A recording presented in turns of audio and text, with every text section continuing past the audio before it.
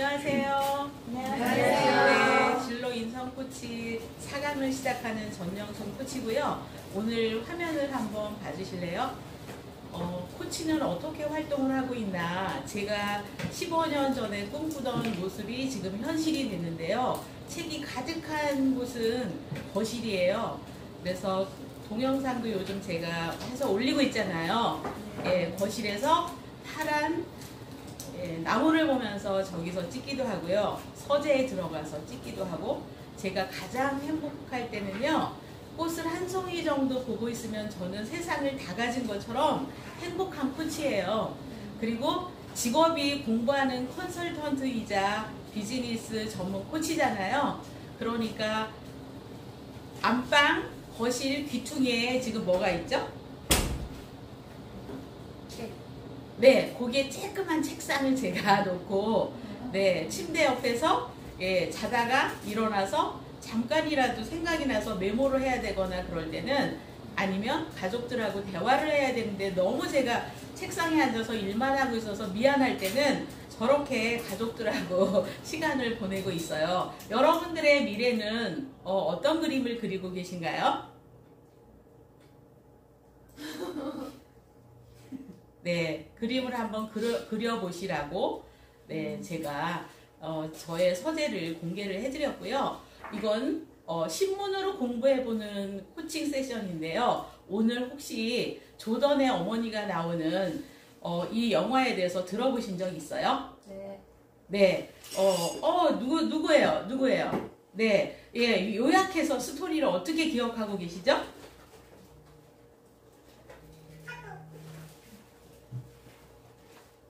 네. 제가 스토리를 들려드릴게요. 예, 좌측에 누가 있죠?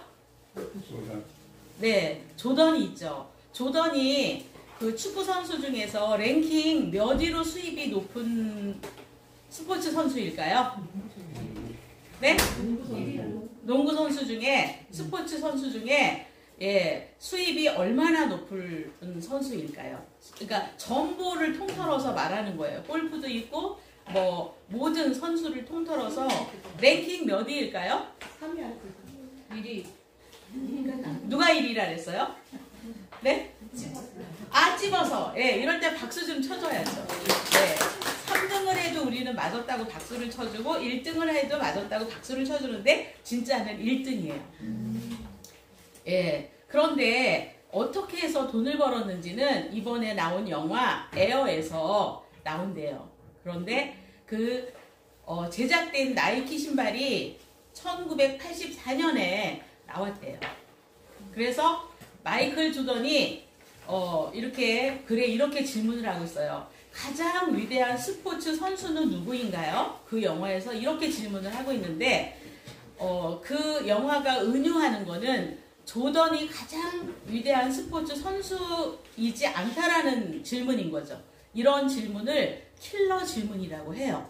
질문을 어떻게 던지느냐에 따라서 상대방이 답을 말할 수도 있고 정보를 던져줄 수도 있고 그런 여러 가지가 들어있는데, 그 중에서 명확하게 딱 집어서 정보를 쏟아내도록 하는 질문을 킬러 질문이라고 해요. 여기서 가장 위대한 스포츠 선수는 누구일까요? 맞춰보세요. 누구 중에요? 저 3명 중에요? 아니요? 그냥 상상으로. 내가 생각하는 네. 지성 막 이렇게. 네? 요 인물 속에서 여기 엄마도 있고, 영화 속에 엄마도 있고, 조던도 있고, 타이거 우즈도 있고, 아놀드 파마도 있는데 그 중에서 어떤 사람이 가장 위대한 스포츠 선수일까요? 엄마. 네, 박수 좀 쳐주세요. 네, 오늘 신문을 보고 오신 건가요? 아닌가요? 엄마가 훌륭하니까. 예, 그럼 이런 분들은 코치인데 직관력이 뛰어난 코치라고 해요. 그래서 질문에 답하기는 쉽지가 않은데, 마이클 조던은 스포츠계에서 1등으로 수입이 높은 선수였고요. 2등은 타이거 우즈였고 3등은 아놀드 파마인데, 그럼 어떻게 해서 이렇게 큰 선수가 됐을까? 그걸 지금 영화로 찍어냈는데, 그 영화가 스포츠 영화가 아니라 비즈니스 영화래요. 이름이 뭐라고? 제목이 뭐라고요? 에어. 에어. 보고 싶은가요? 네. 네, 코치는 다양한 예술 활동이 도움이 되는데요. 그 엄마가 들로리스인데 아디다스하고 미팅을 할 때 이렇게 킬러 질문을 했대요. 최근에 회장님이 돌아가셨는데 앞으로 누가 회사를 이끄시나요? 그랬더니 아디다스에 있는 직원들이 우왕좌왕 하면서 갈등을 드러내더래요. 그러면 그 엄마는 어디로 기울어졌을까요? 아디다스로 안 가고 나이키로 기울어졌던 거죠. 그래서 이렇게 지금 영화가 나와 있는데요. 또 이런 질문이 있네요.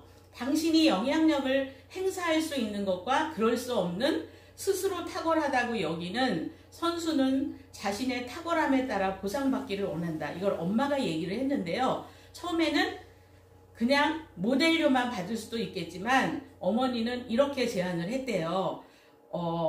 이 계약을 함으로 인해서 신발 판매에 일정한 이익을 서로 비율을 나눕시다. 이런 제안을 했고 그 나이키가 대박이 났나요? 쪽박이 됐나요? 대박이 나면서 상상할 수 없는 수입이 된 거죠. 이런 탁월한 일을 코치에서는 돌파구라고 해요. 우리 사람들에게 항상 문제는 매일 반복해서 생기는데 그때 어떤 쪽으로 목표와 방향을 기울이냐에 따라서 탁월함이 나오는데 이 엄마는 누구를 믿은 거죠? 아들? 예, 그 위에 나와 있죠. 우리 아들은 스스로 탁월하다고 여기는 선수이면서 자신의 탁월성만큼 보상받기를 원한다. 이렇게 아들을 100% 믿고 존중하면서 비즈니스를 했죠. 그랬더니 거기에 나오신 소니라는 나이키의 임원이 그걸 인정해줬대요. 그걸 인정해주는 걸 우리가 코칭 프로세스에서 몇 번째 있었죠?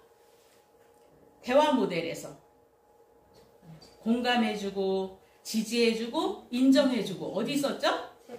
네, 첫 번째 있었잖아요. 첫 번째. 예, 여기에 이 안에 지금 코칭에서 필요한 세션이 다 들어있거든요. 그랬더니 도전과 창조가 되는데 뭔가 큰 것에 도전할 때 무엇이 따른다?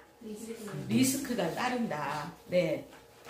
그래서 예, 두 번째예요. 이분도 도전을 했는데 미국에서 유학을 하고 있다가 원래는 다른 직업을 하려고 하고 있었는데 거리를 이렇게 거닐고 있었는데 어느 나라에서 온 그 학생들이 요리에 대한 걸 너무너무 재미있는 걸 하고 그 순간 아 나도 요리를 잘할 것 같은데 하면서 직업을 바꿨는데요.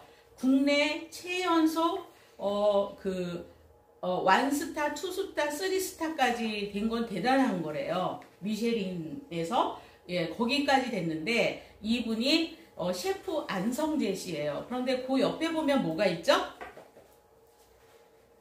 예, 옥돔 속에 배추 속에 그 요리를 한 건데 이걸로 이분이 그렇게 유명해졌대요. 근데 뭐 작품 같죠? 셰프들이 뭔가를 만들면 이분이 이걸 창작을 해서 굉장히 유명해지신 분인데 여기에 이런 글이 있어요. 그러니까 처음에 미쉐린 별을 받은 레스토랑에 들어가서 수련을 했다. 그래서 어떤 새로운 출발을 할 때 여러분들이 누군가 손을 잡고 할 것인가가 굉장히 중요하다 팁을 받게 되죠. 그들에게서 배운 방향대로 일하다 보니까 좋은 결과가 있었던 것 같다. 그리고 나는 일할 때 손님들이 더 좋은 방향으로 선택하는 게 내가 일하면서 배운 철학이다. 그건 고객지향적으로 배려를 한다는 거죠. 그러니까 이분이 중요한 거는 돈을 더 버는 것이 아닌 뭐를 선택했죠?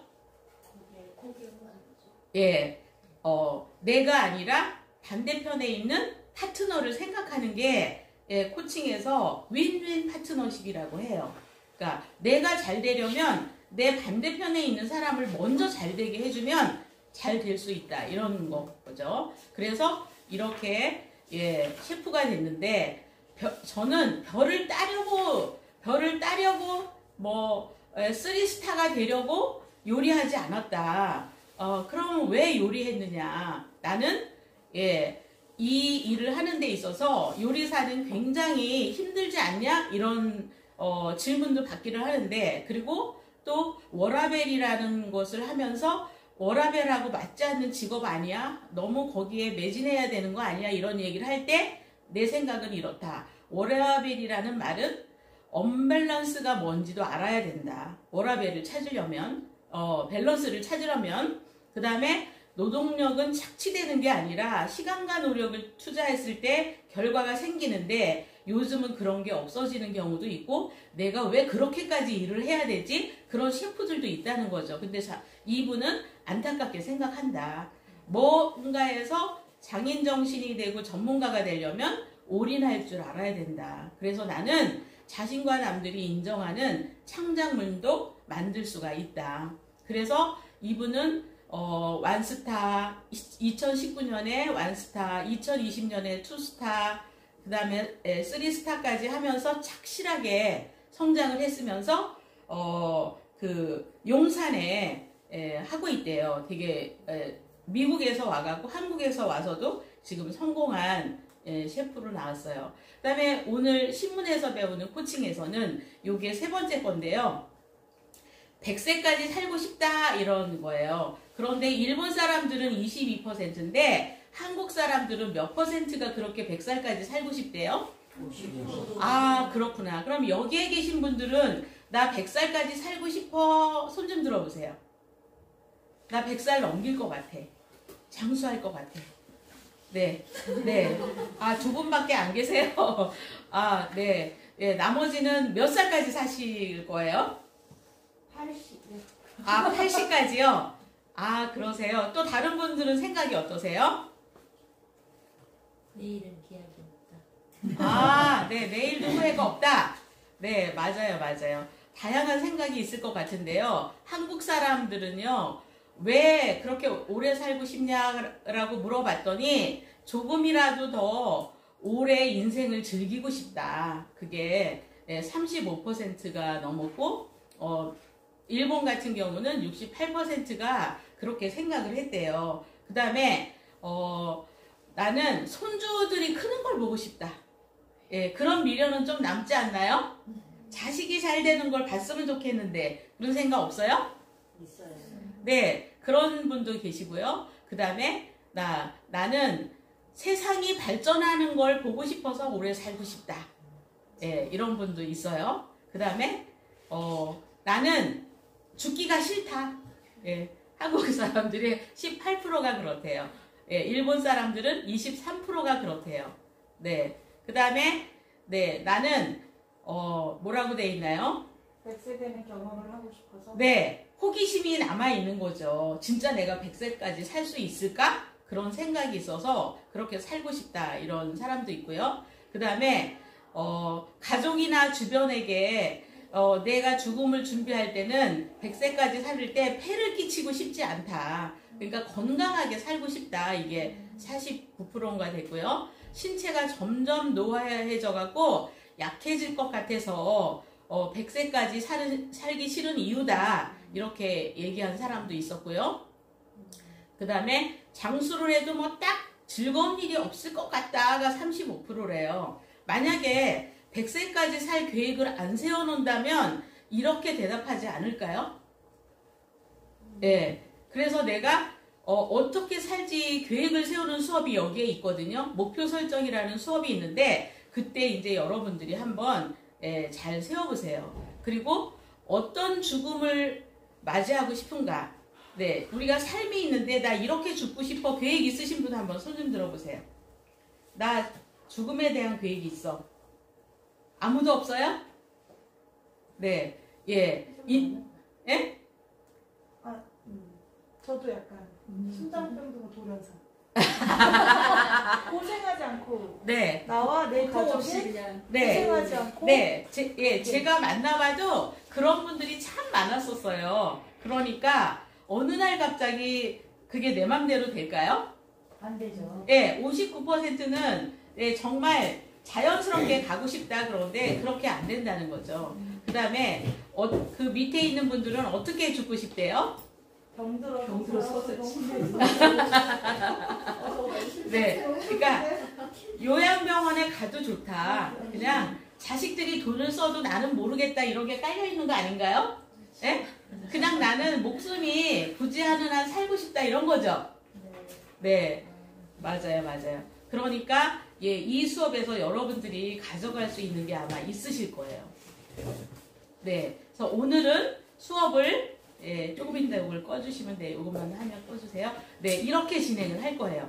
일단 먼저 사례 가져온 거 실습할 거예요. 두 번째는 다시 한번 프로세스를 가르쳐 드릴 거예요.